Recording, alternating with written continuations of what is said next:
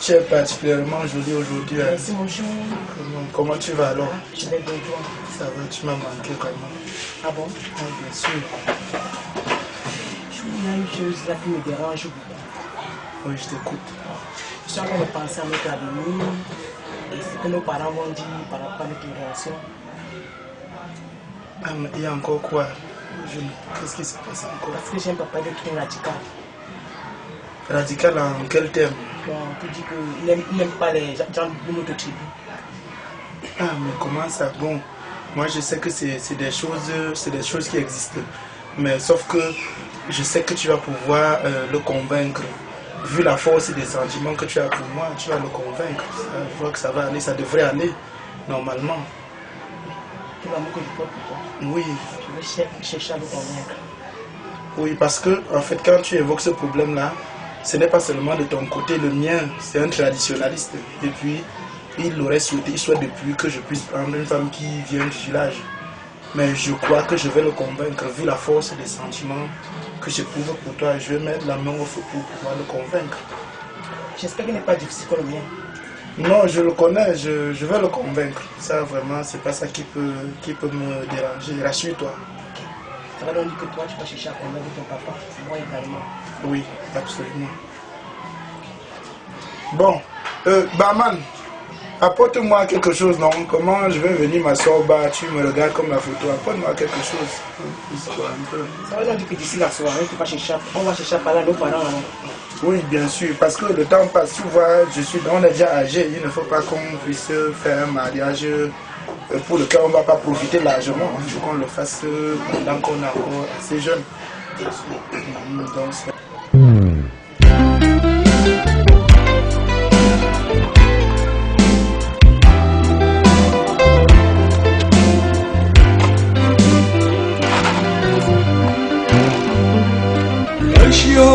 Mansoma Tia ya sene juole Gashio Mansoma Osiemba ya ulamsa Mangani mao Awayalo Oka kwentiemo Oka kwentiemo Don't cry me early. Under my chosen under my chosen Opa me mwa. Ah, mais ça me parle. Ça me parle maintenant. Si c'est là. Mais j'aime dire que t'es dans le club. Le petit. Un demi-heure. Mani. Ça y est, comment dit ça? Comment il sortent? Hey, Ganja. Hey, what do you say to emotion? Hey, parce que il est mis. Pourquoi si j'attends je parle pas moi? Mais si c'est là, ça c'est ça. One day is a bit emotion. Ça. Quand tu me fais mon content comme ni. Alors ça puis même on m'a dit mais c'est que il est libre droit tenda be mu l'enfant ouais encore ah bah y a tout inga na ton quoi ni là bon après c'est mon na ton comme ne tout aussi situation on les fait de ma bah am mi angrisi am fait au point angrisi ça am mi angri ngwangrisi bah wala demi Ngamba. Si on va jouer à ton coin, on a opposé que nous n'avons pour nous. Si on va le chouamouari, nous le chanter, bien comme un guangri, dans le ton dia. Attendez, moi, je veux aller à Tava. Un meuf, mais soit un peu mis à pêcher nous. A caméra, t'as un fait. Tu me vois, pour ta opponge, pour que nous n'avons. Pour que, aujourd'hui, mon famille grise, là, pour me faire un cheveu, pour ma papa. Après, nous comme nous pour dire, on va faire une Nga sikwe po amunga fa. Po mba yi po ndemo wen po mon chi amunga nuri. Tani o silato. Atata po mi jona kwa nje fe po ni nyo. Ale lunjo mo kon ki mesi lunjo la. Mungu na ntonje mena. Mungu na ntonje mena mungu ya pesi mba tenje ya mfinelo mba te fe mba nga sita pena so ala. Ba ka banji ngune. Pengeno. Si nja go so numbi peba. Nsia. Sia men kam den de fa koli. Ka interesi. Te mo nuwe fu pa fu mba tem jona la. Si ngo so numba. Yizema ka. Christina.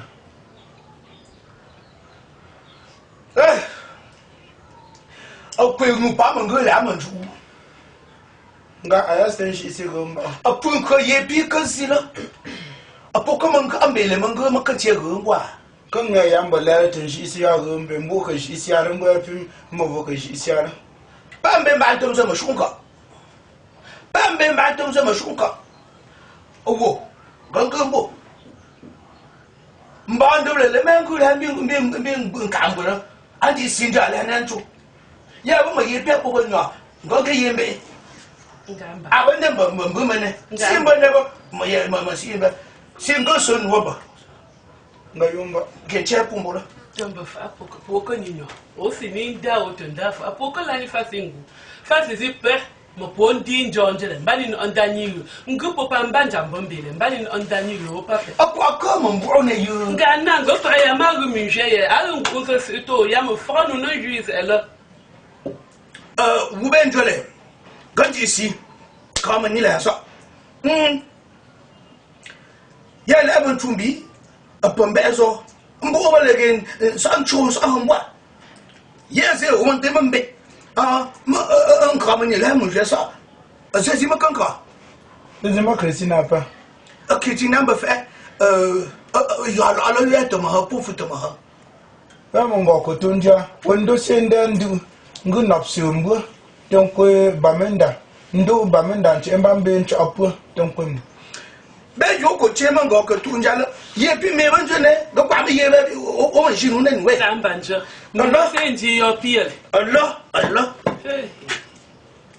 Nga njo njo anje se. on kwama wola a dropia pun ko be le ko sinjo a pogenzi pour le mango ya go Ngamba. Po ko la yo pi mi je hanjele. Dom je sele tenje po te mo opuse po sina po ito na ziko po mandani po. Fesi po ko la ni puma. On ba mo le jela zama malaze ela. an ko cho Ya yi mo fa.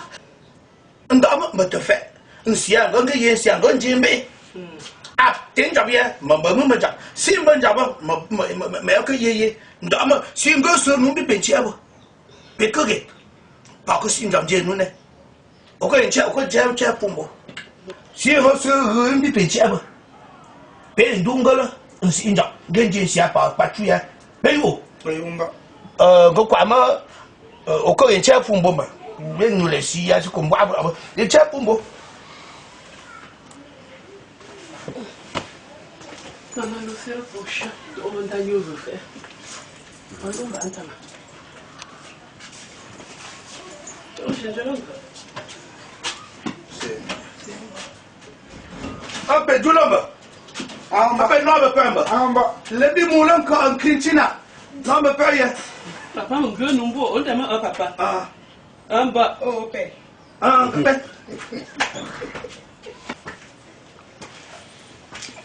Shonu.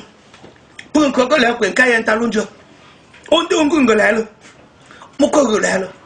Pun anen talu. Ayo pi wamba futa mango te tunja. Ai go te tunja lamba maka. Nge muncha go fu. Ndama. Nga nyo pin twa shi. Ba ko ge. Nga nyo pin twa. Doya mbala pepe, mabela bela pebo. Doya mbala pepe, mabela dabo. Betila dabo, Bobo Africa. Betila dabo, Bobo Africa.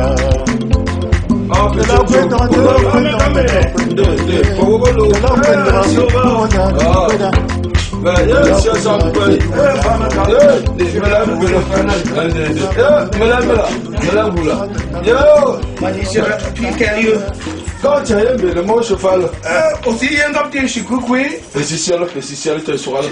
Le ciel te soit ça. Il y a une dieu, les ailes, les feux, les hommes, comme moi, cheveux. Mais comme tu dis, on me demande, mais il y a un peu de fait le mot. Il y a un peu. Bon, le merci, un peu coûtant, un peu de cambo, mais qui s'y a en santé. On commence une dame, un peu de l'antiani. De mon quam, on peut me tout fiole, moi, ou changer. Galicia, là, mon jeu, mais un foot à mon drôme penja. N'est-ce pas, mais vous me mon jeu, un de le bain. Ou voilà. Si vous si vous le sentez, on sent nous, manilembois, de baiser pas si pour ton jury. Non, les frères, pas faire. De ramener là, il faut attendre un talent.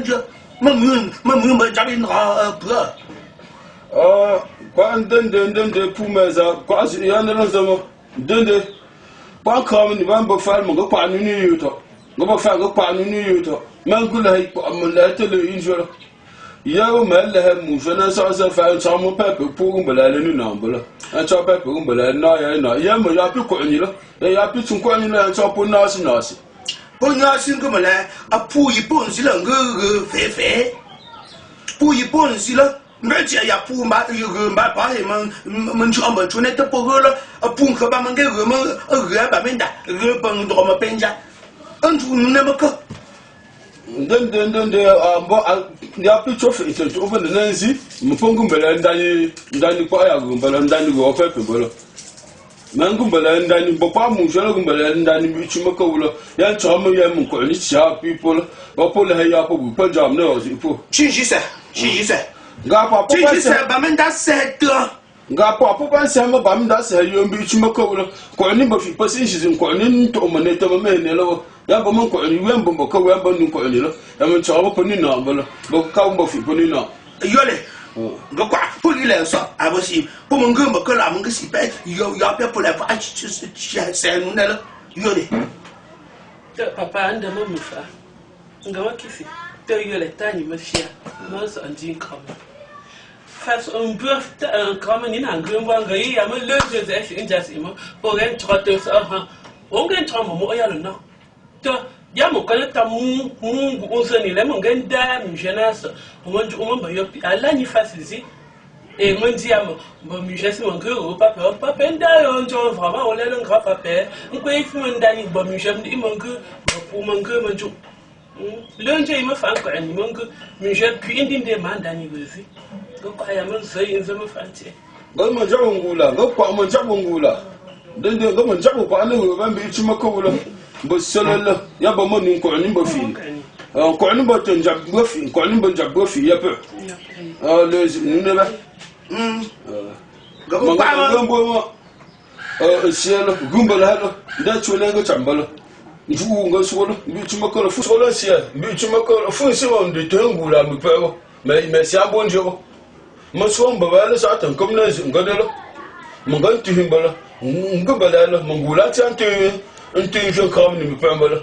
Oh, Nagoba, until you come in the Papa Embassy flies in Boom of Funello. Papa Ah, oh, more fair. Go on fire, go some young Wimbo. Down for a young chappy to never prepare. We see Benaga on the river. But we from the end of it. Double yapper.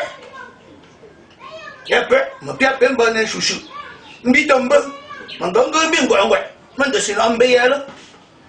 Be too long home, Unimo. Be too on Siang, you. Bear Pulum Kaji. Dama. And $2 and $2 Simba. Pepe Conne. Go catch a puller. Go Pepe in jail. Pepe Churchu. Be too long, a lot of Musimo. More yen bayer. Yan chop by yen bayer, Pierre Mayor, Tenant could in bed tinchable. Yes, it's common company. Sunday on Cochunu. Dama Ngula Gumbala, Chano symbol, Gumbala to the yell pull her si hapo, Ocumbala, Jambipe. Pepe, your man, Pepe, Panjama, John de Wayambala, hello. Ya pepe na si ma ko pepe. Après que nous On pepe na ngungwa. Inko ni pepe. Si vous on va tu là bas. Ya fa vous on tu là bas. Mais il y a un nimba ici, tu es chambre là. Mais quand de parce que bien tu as moi yo ba. An chaye. Ayan to man zo ko man zo. Fa an chaye. Mu pa te pepe njene. Ah man ni ko ye a tambi là. Vous ya ma ko tu là bas. Chaye. Mu pa te pepe ne.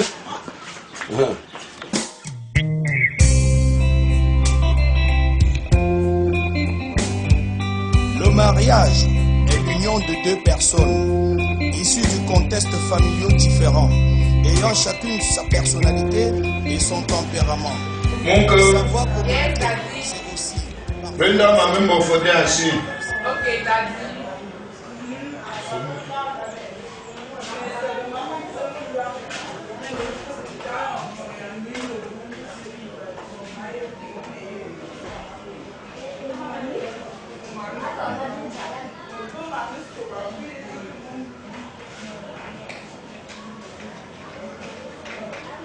Ok, t'as dit.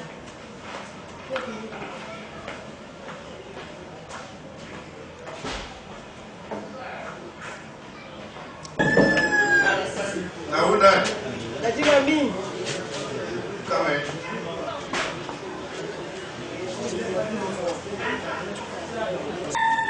Christina, welcome. Thank you, Daddy. How for you? I did fine, Daddy. Room be dey fine. No, all things dey fine. Now who this? Daddy, I'm a master. You don't finish married. No, I want to show you for you. You for talk say na some man wey dey follow you. When na master, me na you be don marry. That one, Daddy, be true. Sit down. Na president. You two sit here. Daddy,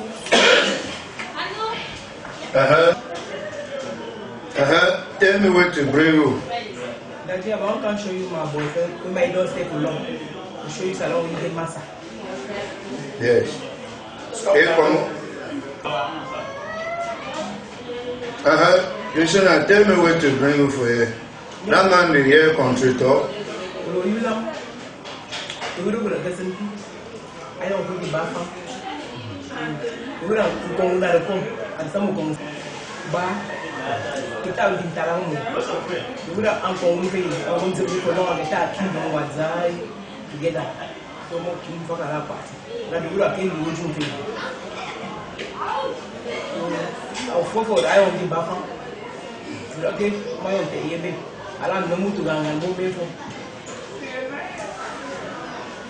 Bafan, now how you there? I did fine. They speak English. If na pidgin my face speak true English, I don't know. Why you go marry me, my pikin? We go not no go disturb. Because I know he sins. You know me since. I know he sins. How you know my pikin since? Okay, that is no problem. But when I'm American, so when I know the work straight, I don't know how you go do. No, no problem, no go be. No problem, no go be. I know feel be sure. Because when I'm American, when I know the work straight. My pikin, I will tell you, when I'm from the so when I know the be straight there, I don't finish work with one or two, but I know you find it. So yeah, now we say na different thing. I know the Baha'i, but I know the year fan for Bafan country.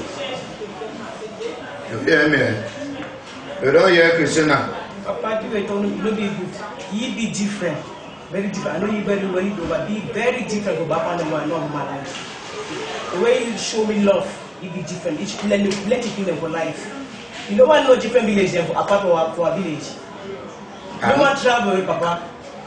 Bafang na Bafang, I will travel go outside again. Travel go Bafang, go learn their culture. They get different culture, we get different culture. Can't travel go, they go learn their culture and they learn their country talk. For this war, so that we will try end this war with them for do our country. We will try long ourselves, try to end this war because we no fine.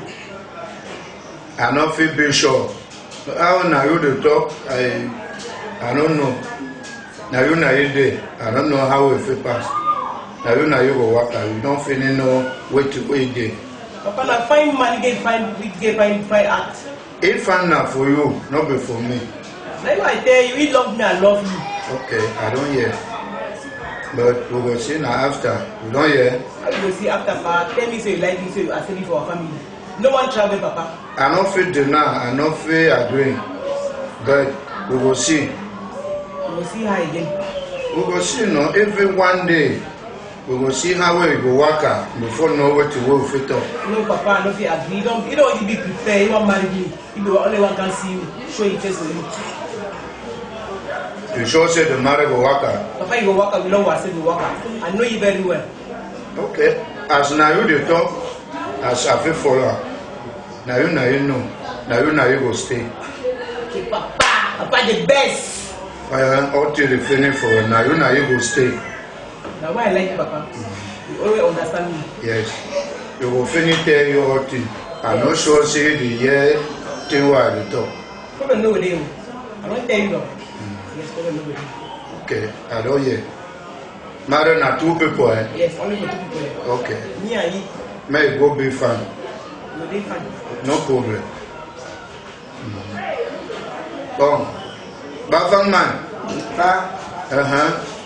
You there with my pikin, no? Yes, Pa. I see you now. You don't hear? Thank you, Pa. Love you for when I see. Thank you, Pa. Thank you. Kisina. Daddy. That man, you name now. You will tell you somewhere go bring your family. Okay, Daddy. They are not for the worker for club a woman. I see this so. If they only you want, how I feel. If you only one can show face, I'll tell you. You get for tell you. Okay, Daddy.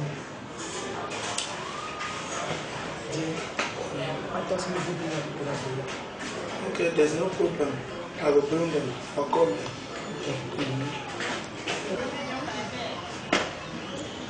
Ahamba. Echamukalo. Yes, Shedi. Que un ballon que vous pouvez à mon jeune ballon pour une popette. Felle, il y a un ballon pour une monnaie de Gabani. Il y a plein de recherches, tout n'est pas mangé. Il y a plus même comme des que quoi si tu ne sais pas, il y a un trauma de jeune ballon.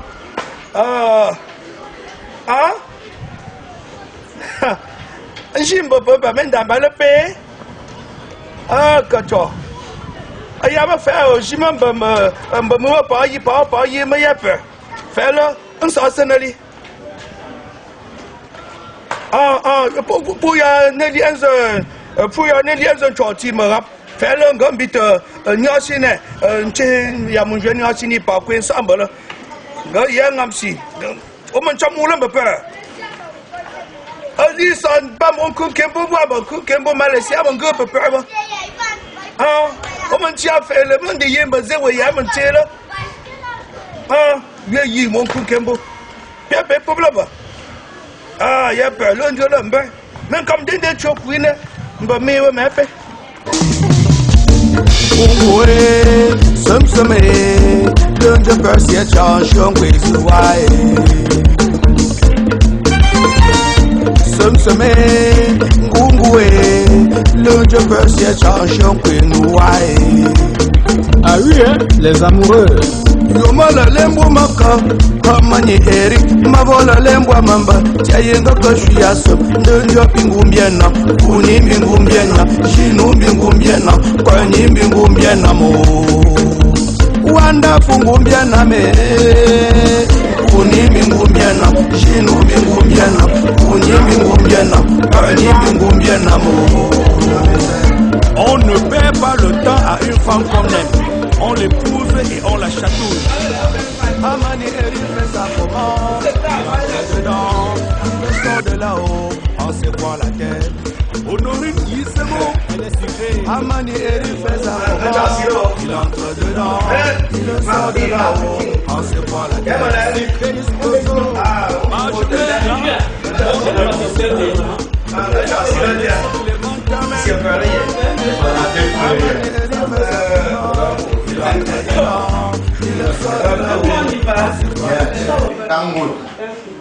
Come and see here. Come and see here. Come and see here.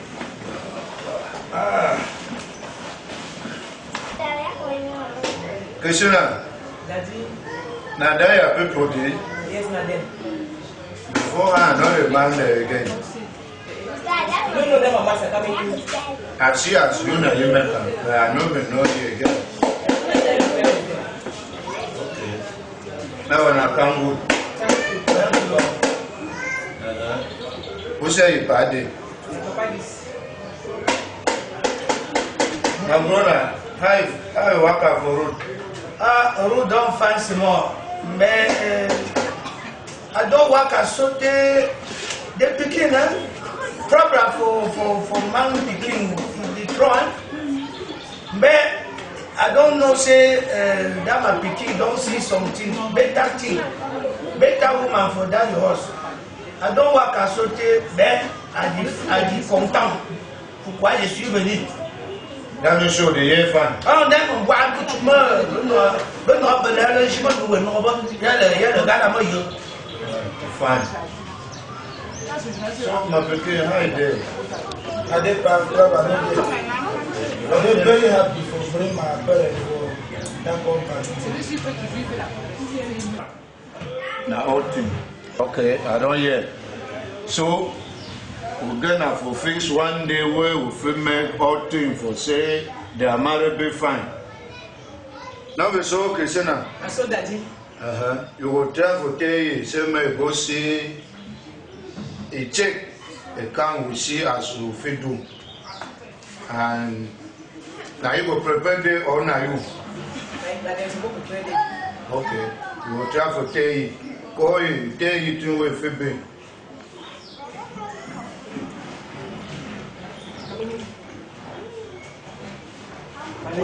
Mother, just say you and your parents, when I will check, fine day when I will prepare fine, then when I come see we. Okay, club and no deal. Go fix them. Go fix them. Vraiment,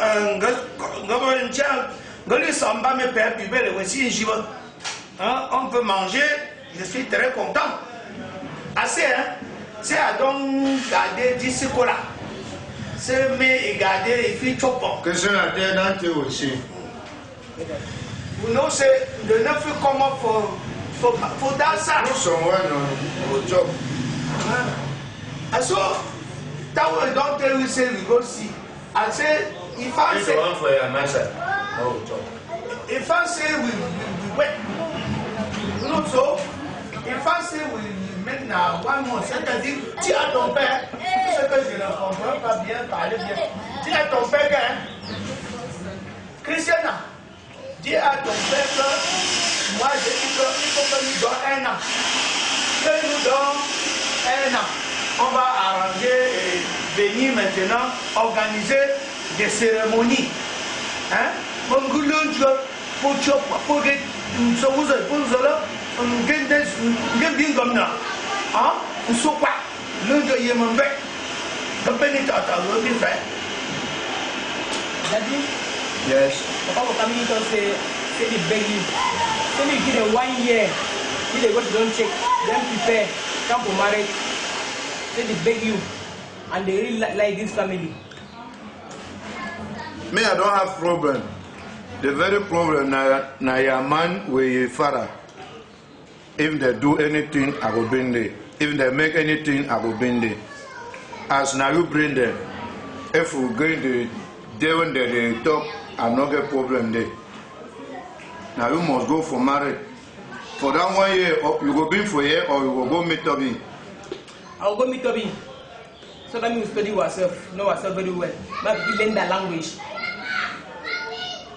On can filmer le nez, bah mes gars. Pas faire. Mais on ne sait faire là, pas qu'on go si on doit faire gars sur mon bambin, on va plus nous là c'est le fait là. Mais ya mami aussi, mais pas tu n'as pas tu fais, le monde du moton pas on go faire. Et ya tu as mon go on doit faire, mais on doit faire bon, go c'est mon ben on a un go ben aussi moton. Et je suis venu nous. Bah moton né ya né. On va ndambo zi ana ya chama. Pe manga bela so pi ya mamele mpa pi rembele. Pa ti anan chonju ro bi chimaka wo. Pe mango fa pe mango mango kam ndi ban chonju ro bela ya ti ko mtama rembele la. Ngo bi siama bela li uza te bela ni mbol. Le président a dit qu'on va faire le vivre ensemble, le multiculturalisme. C'est ça que les enfants s'y m'ont convaincu.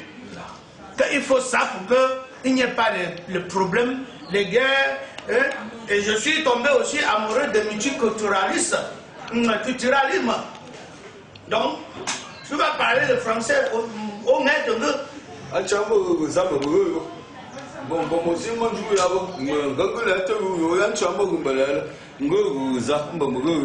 bon, ça entend ma mise à ciel. Au triangle, le mango, puis le chimocola, à ce moment où français, mango, mango, mango, Africain Kameni. Si you are yes, you will be Bafang. You know the woman? No, pa. You to be Bafang the you. Since we can't reach for you, we not go with problem. We try all things. Now you may accord some can't see if family in there. So you will make all things, you go see, you know you go story. You don't hear? And I go to pardon, yeah. Okay. Now your family that you try to see. Yes, mon chouchou. Je vais pour le science, pour ça me peur. Le sang me peur. That is Simon Kuni. My brother, I don't come, you know, say we be Cameroonian and our people. I want to say we go to Lissimon before we know how we go, if we do. You be life na chop na mimbo. I want to say we go for corner. We tell something. You don't give me something for corner. Come.